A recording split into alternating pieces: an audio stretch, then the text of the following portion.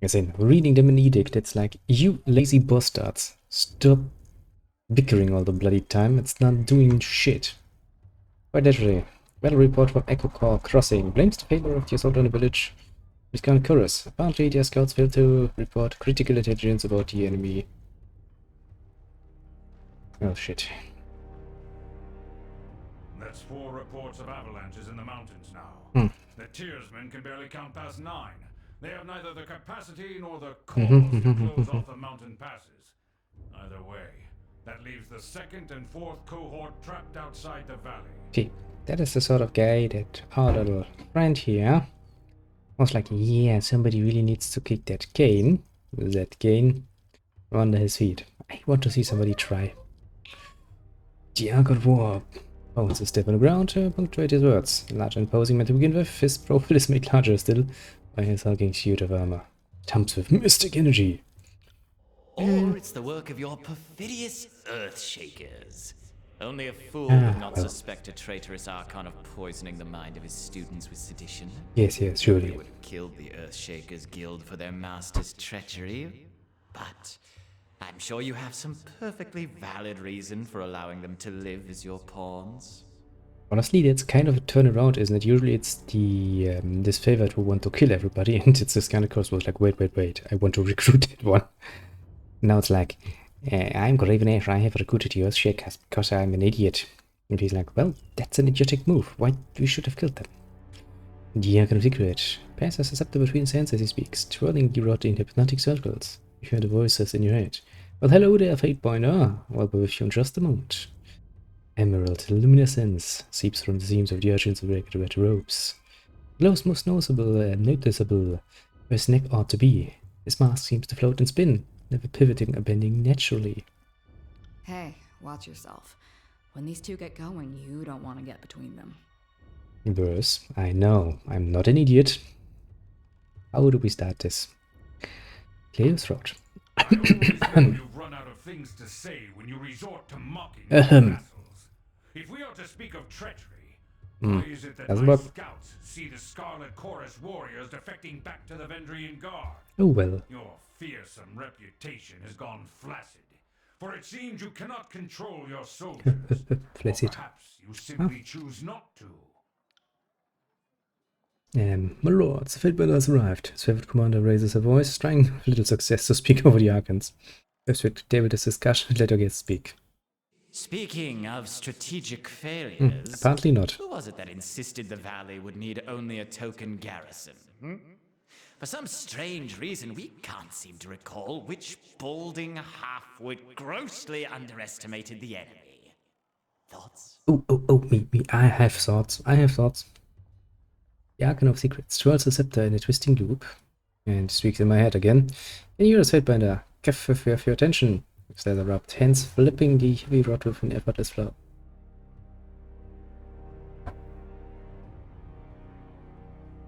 And I thought you had left agents within these Tiersmen when they surrendered. Either you failed to see this coming, or you knew and let it happen. Isn't it nice how they continuously... Either way, this mess has your filthy stink all over it. Just we look forward to seeing you explain to Tunon why the Archon of War could not close the vice on this trivial little insurgency. When we are crowned the ruler of the Tiers, we shall have this place renamed to Ash's Folly in your honor. The voices of Nurat tosses the scepter to the air. You hear the voices in your head. Good. Now pay attention. You might miss something. If you would stop distracting me, I would not even have a problem, bloody son of a... Well, since this gives me favor with the voices, which is basically, you know, and pisses off the disfavored, I'm all for that. The bicker like children, do they not? Fifth dice. Greeting to Nor. Freezes the tension in the tent. All eyes land on the Crimson Spear. I don't need to say welcome. Shall guest the Fatebinder. Yeoman retainer bows with rushed inelegance and rises to a salute. And not a moment too soon. Why don't you speak up sooner? My Lord Akrins, the governor of Lycian's Crossing, that's me, by the way, finally arrived. Wiki 2. He's arguing for a moment. Diplomat. Not a diplomat. Bow to the arrogance. Apologies for this entrance. But that would make him like me more. I don't like that. Villiers silently. Ah, the fire starter has arrived. Yay. Welcome, welcome.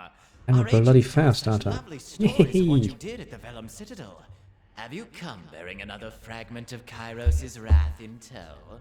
Going all the way back to good old Pokemon Red Edition. Never make it. How did you know, Kim, that I had the Red Edition, not the blue one? How? Didn't cause further delay. Well, you do know what they say about Germans and fire. We do love us have some. Ah, yeah. You have no secrets. Turns his attention to you. Frozen Richter fashioned into his bronze mask greets you with a permanent smile. Yeah, that's something.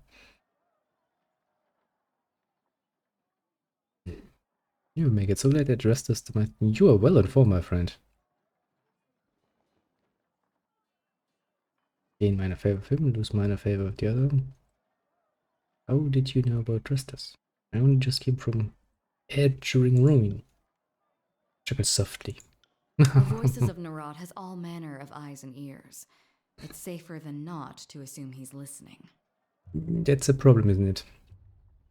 What you're basically saying is that even when you're sitting on the toilet, you know, nothing going through your mind, humming a little melody while you try to, you know, empty your bowls, and going like, I really wish I had some. Whatever it is that crosses your mind at that moment, he probably knows of it. Would be quite a bit of a problem. Well then, how about we gain minor favor with the voices and lose minor favor with Cream, because you are the representative of his favored, who have chosen to annoy the living hell out of, and well, boss, you're not what I wanted to see here. Actually, I wanted to see the voices of Nora, but oh well. My dear Binder, we won't be done bickering until the last of Ash's hair falls out. He's bald, isn't he? Go on, don't keep us all in suspense. No, now that you want to hear it, I don't want to tell you anymore. Screw you. Once again, you bring us support in a time of need. We fondly remember your service to the chorus in the taking of the bastard city. We knew back then you were destined for great things. But we had not anticipated you would be twice honored with the task of proclamation. So, do not keep us waiting. What is the Overlord's will?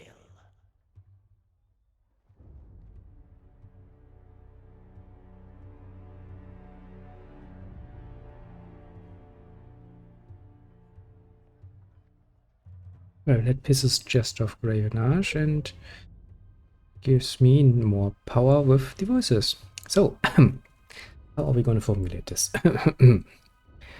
Well, as they say, in honor of your incompetence and disarray, the edict will execute every living thing in this valley, unless Ascension is taken by Kira's Day of Swords. Just so you know, that means you two are incompetent. That means I'm pretty damn competent, because I can sit here and read this nonsense and be like, idiots. Your sways with each word you utter. Does it? I don't feel it. You're thickening with worms as you pronounce the tersely phrased commandment. Every syllable drafted by the hand of Kairos. Ooh, the man himself's actually writing something, eh? With the edict proclaimed, your pulse quickens and the muscles in your legs, worn from a long trip down the mountains, feel renewed. Tired limbs now nearly buoyant. Buoyant? There you go. Yeah, that was the word. I, for some reason, had kind of forgotten about it one day. Yeah, take my edict in your face. All over it, most definitively. To compel us into action. No doubt the avalanches in the mountains are part of this ultimatum. Where he raises his finger like, I'm a teacher, I can teach you. There is no room for error, and no other way out of this valley alive. I know, that's a good thing. We'll need to advance across the Matani. We lose everything if we stand still. And we move to backup Plan Green. Nice. The Earthshakers didn't make it over the mountain in time. So we do this the hard way. Over the walls instead of through. That is indeed the hard way, which is why nobody ever chooses that usually. So you found your backbone at last! And he's like, Oh, we were worried past humiliations would make you soft, timid. That was a record for you, right? A baker's dozen lost in one sortie. If you had waited for the chorus reinforcements, maybe we'd have eyes and ears on the matter. yeah, no secrets. Passes the scepter from one hand to the next. Watch him squirm. Boop, boop. So many tiers of irreplaceable, expendable, useless soldiers. I missed the old Argon of War. Never see a blood echo in a blubbering mess of a few dead killers. He'd used the knuckle... I already read that. He'd used the knuckle bones of his best disciples for jewelry, and even made a breastplate out of his dead brother's ribcage, because that's how a real man deals with grief. Apparently, injecting softly with each does. Yeah, you too, Taft. Oh boy.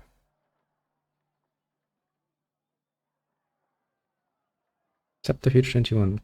Funny Arcane of Secrets, but you certainly don't seem to know anything remotely useful. Gain average smash, gain minor favor, verse gain minor fear.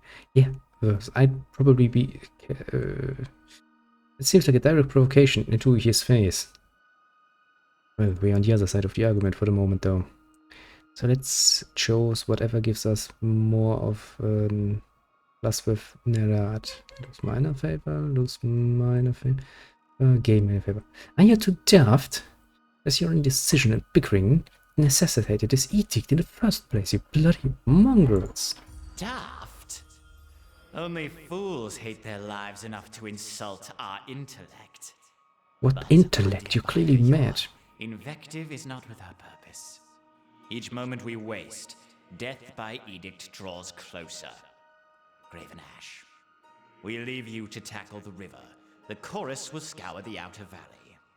Good, because if you daft cunts don't get it together, we are all gonna die. And I'm not gonna die because of your incompetence. It's a completely different story if it's my incompetence. Mind you. I'm willing to sit here and wait fucking 8 days to see this burn down. So that is what it takes to get you to agree to a plan of action. The threat of death? You And he's like, placed me in this position with your incessant arguments, but now we've actually agreed to do something. Kairos be praised. Kairos be praised indeed, you mongrels. You're both at fault here because you're both not really cooperative in any way, shape or form.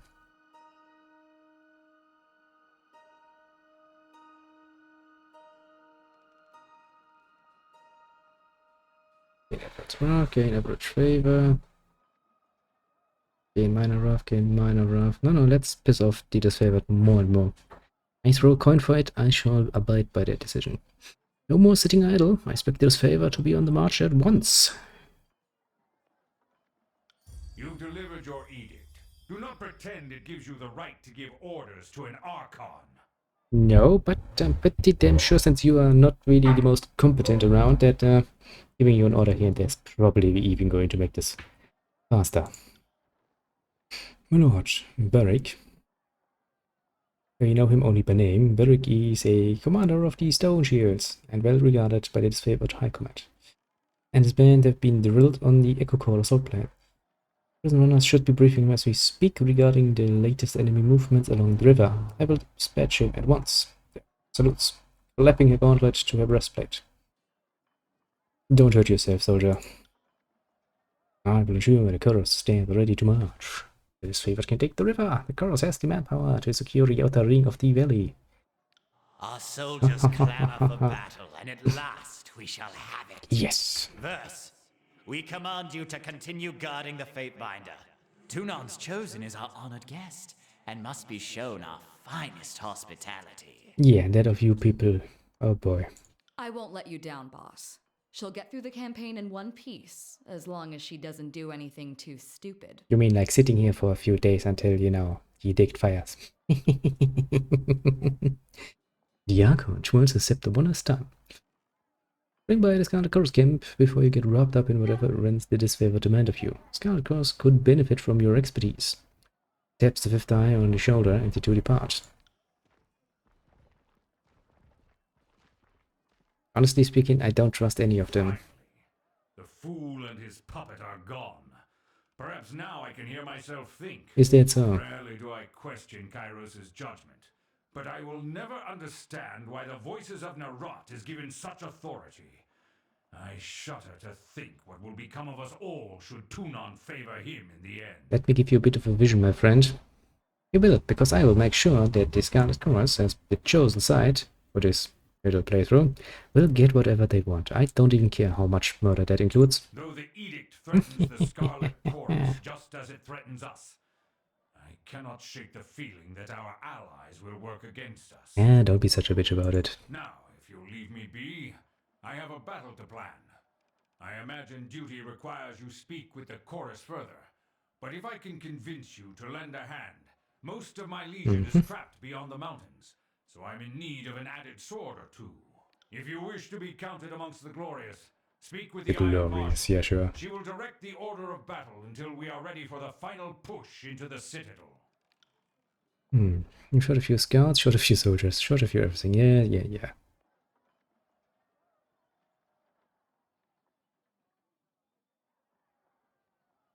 Yes, apparently. Ready to training ground. Training soldiers, find me there when you're ready.